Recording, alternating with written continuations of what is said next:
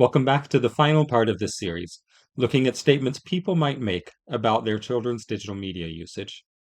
So, if you've watched the previous videos, at this point, you're likely wondering, what do I think that you should set as your screen time media policy? The difficulty with this question is that I don't actually know who you are. So, like any other person on YouTube faced with a question like that, I'm just going to say you should ideally work with an individual professional who can examine your unique circumstances for your unique child and answer this for your particular goals. Unfortunately, most insurances probably don't cover for you to work with a media literacy professional. So when we say seeing a professional, probably that means working with somebody like a pediatrician who has spent a lot of time studying your child's body and how to defend it against exposure to infectious diseases but doesn't actually have a whole lot of specialization in new media literacy. So they're probably going to say that you should follow either the WHO or American Academy of Pediatrician guidelines if you're in America. So if they underwent their training before October 2016, they might still tell you that for a child 6 years or older, you need to enforce a strict 2-hour daily limit of screen usage. Or, if they're using the most current as of 2023, they would state rather generically that for ages 6 and older, encourage healthy habits and limit activities that include screens.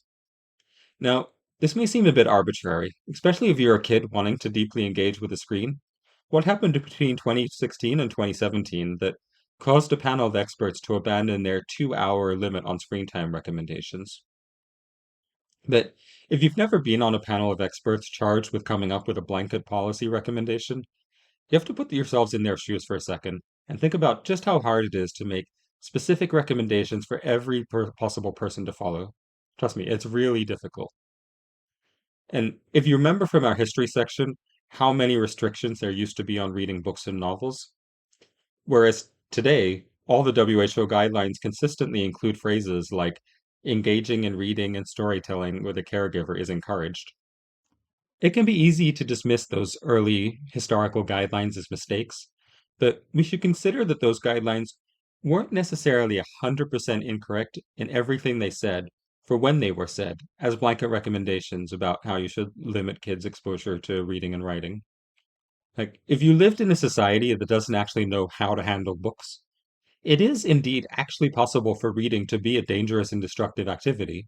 Like, I would never want to just lock an 8-year-old in a room with nothing but a copy of Mein Kampf. But as the society evolves and parents themselves become more literate with new forms of media, understandings of how to understand media evolve too, and guidelines adjust accordingly. So, anytime we start with the question of how should we limit a child's screen time access, we start a discussion that inevitably has limited answers. But let's imagine for a second what happens if we don't think about what we shouldn't be doing with regards to screen time, and we instead focus just on what we should be doing for our children's well-being. Because anytime we focus on what we shouldn't do, we're creating a void. And simply assuming that that void will be filled with what we want it to is an extremely dangerous assumption. When we were interviewing kids whose media usage gave them skills to become leaders in their community, in a number of cases, they reported the reason they spent such excessive amounts of time consuming media as because their main alternatives were drugs and street gangs. And while it's popular to decry things like his social media access is destroying their ability to socialize in real life, how if we could just remove the technology, they would be able to live in the moment and have a healthy childhood, there's lots of research to suggest the opposite, that amongst many other interesting findings, kids savvy with coordinating and organizing themselves online are more apt to find and attend and socialize real life events than those that aren't. Add this video to your podcast queue for the next time you're going for a drive or walk or what have you to hear more about that. There's also a number of studies arguing how playing video games like Plants vs. Zombies or Animal Crossing improves mental health and resilience of teens, although much of it relies on self-reported survey data, so we should be careful about overgeneralizing from them. So, what does it look like to focus on what we should be adding to our children's lives rather than subtracting? Foremost, there's another video on this channel reviewing the book Mind in the Making. The book does an exceptional job surveying an extensive body of children's development research and extracting the most important areas to focus on for kids' long-term success. So those would certainly be the primary areas I plan to focus on in ensuring my son grows up exposed to everything he needs for a well-balanced development and thinking through which media to try and steer him towards. But beyond those, here are some other goals and guidelines I plan to set for myself when I raise my new son. For one, I want to ensure that he gets plenty of time out at different playgrounds, because immense amount of thought goes into designing children's playgrounds to be absolutely magical places for all aspects of children's development. One of the most popular arguments against screens is to look at the improved development of gray matter in the brain of kids with less screen time versus those with more, and from that to argue against screen time. But when we look at those studies, there's always an acknowledgement that the kids with more screen time also have differences in other aspects of their lives. Usually they're less well off financially and have busier parents, less likely to do things like take them to playgrounds. And as we discussed earlier, I'm not a fan of drawing broad conclusions about what actions we should take based on what areas of the brain light up on different brain scans. But unlike engaging with rich content on screens, doing playground style activities is something that we can expose mice to. And from that, we can learn a lot about their brain development in ways that we can't with humans. Specifically, we can see how powerful engaging in playground style activities is at addressing many of the developmental concerns associated with anti-screen time arguments. So I do think it's worth noting that there's essentially unanimous agreement with no serious disagreements I'm aware of from anyone on any side of all the issues who doesn't also believe that ensuring kids have regular access to playgrounds is a merit-worthy endeavor. As a side note, other researchers show that use of video games can increase development of gray matter, making it even more questionable if focusing on removing the video games is the important part of the equation, versus things like focusing on adding and ensuring opportunities for playground time aren't being neglected.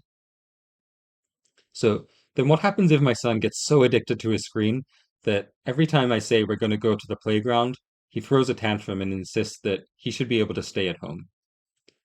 That's a problem I'll learn about in his unique circumstances if it comes to that. But my first reaction will be to think less about how to make the screen less appealing or restricted, so much as how to leverage what he's finding interesting there to help him find more joy in the playground.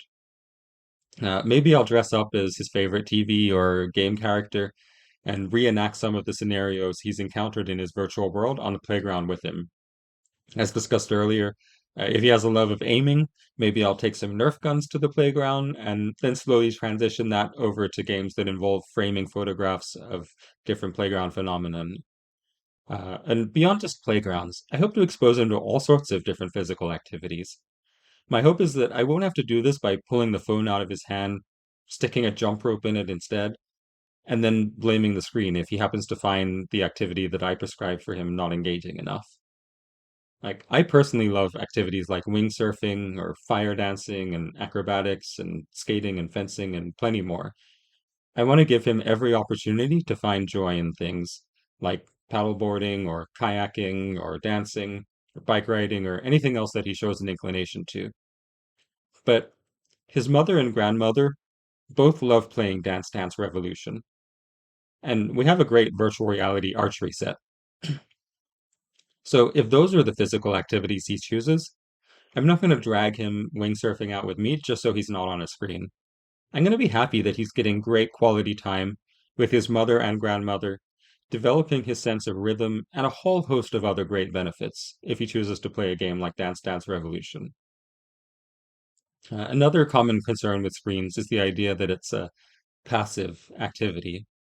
If you've ever gone to a Star Trek night or video game session with a group of nerds, you'll quickly realize that these are the times that their brains are most active, not least. But there's a genuine concern with media that using it simply to numb out rather than to be challenged and engaged. So with that in mind, I do plan to make sure that my son has all the opportunities and assistance, not just to consume media, but also to produce it. Especially as we enter into a world of generative AI, feels more important than ever for me that kids learn the tools of storytelling and how to express their ideas in visual as well as verbal forms. Another key goal I have for my son is to make sure that he gets exposure to some form of physiological self-regulation. The Dalai Lama had an excellent argument once that if every 8-year-old in the world were taught meditation, we would eliminate violence from the world within one generation. And certainly, plan to expose my son to more traditional forms of meditation and prayer, but I don't want to limit him from all the benefits modern media forms can offer too. There's no shortage of great research into how video games can be used to promote and teach meditation and self-regulation skills, as well as well-designed research and products out there using video games to teach attention, focus, calmness, and self-control.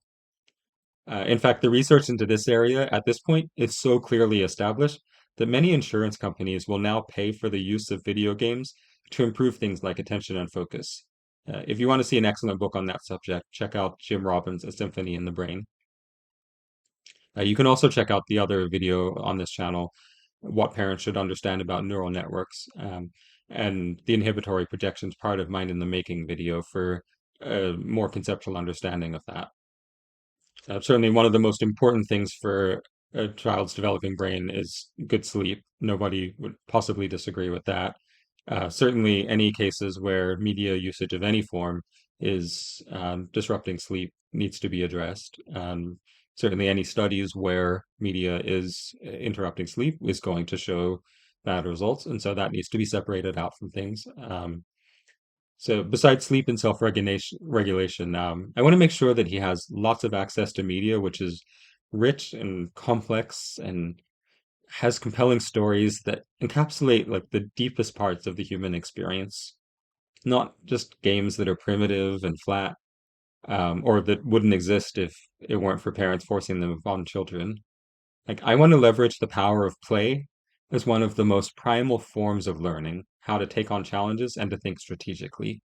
So this could involve things like discussing and playing classical logic puzzles with him. It could be playing classic games like Stratego or chess.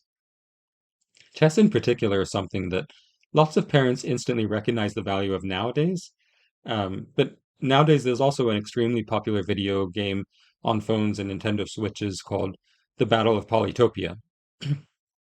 I'm sure there's many parents out there who have seen their kids glued to a screen playing Polytopia and lamented about, oh, that's like cell phone is rotting this kid's brain. I wish they would be doing something more educational, like playing chess instead. And while chess and Polytopia are both fantastic games, I don't mean to demean one over the other. I can't actually think of any reason why chess would be superior to Polytopia in terms of cognitive development. Polytopia even has some interesting aspects to it that simply weren't possible when chess was invented, like having procedurally generated game boards that support anywhere from between 2 and 16 players, all in a single game interacting with each other. And whether it's chess or Polytopia, playing a game on a screen can facilitate some great advantages over their physical counterparts, such as being able to play with a grandparent in another country who wouldn't otherwise have the ability to play together, all while still retaining the same value for cognitive and logical development as playing like a physical game of chess. And games like Polytopia aren't the exception. Like if you've ever been to a meetup of people who work developing media for children, they're some of the most dedicated, genuine people I've ever met. And their creations are so well thought through, well researched, including the ones for entertainment games. They just really deeply think so powerfully about how to make a children's life rich and engaging. Um, that there's just so much great stuff out there. So, if we're proactively thinking about what should be in a child's life, we're successfully including all 7 categories from Mind in the Making. We're ensuring that kids have plenty of physical, social, restful activities. Do we then still need to be discussing if all of that is being done on a screen or not? Like, one could argue that we don't need screens to accomplish all of the outcomes I just mentioned, and therefore we shouldn't. But this is somewhat of an empty argument, as we don't need anything, but everything has benefits. So regardless if we need them, I believe that when they can be helpful, we should take advantage of what digital media offers us. As long as we're successfully focusing on what should be there, And we're very proactively finding spaces and means whereby we can learn about the media our kids are consuming and its value or lack of value. I don't find any remaining benefit to focusing on what physical media forms should be in a kid's life, be it the 8 hours a day many of them spend staring at a dead tree, or the many hours they spend staring at a screen. Personally, outside of this video, I want to challenge myself to use the term screen time as little as possible and see how often I can focus not on the physical forms media takes, and not even necessarily on the content it delivers, but on the meaningful engagement that happens with media and all the beautiful things that can come as a result of that. So I hope you found this series informative in formulating your own plans for raising kids in the 21st century. If you have any thoughts, I'd love to continue this in a discussion in the comments section below. Be sure to hit the subscribe and like buttons below in case I make any more videos. And if you haven't already, be sure to check out the Mind in the Making video discussing the 7 most important skills to focus on for your child's cognitive development. It's a really useful guideline, especially when trying to select which media, games, TV shows to promote for kids.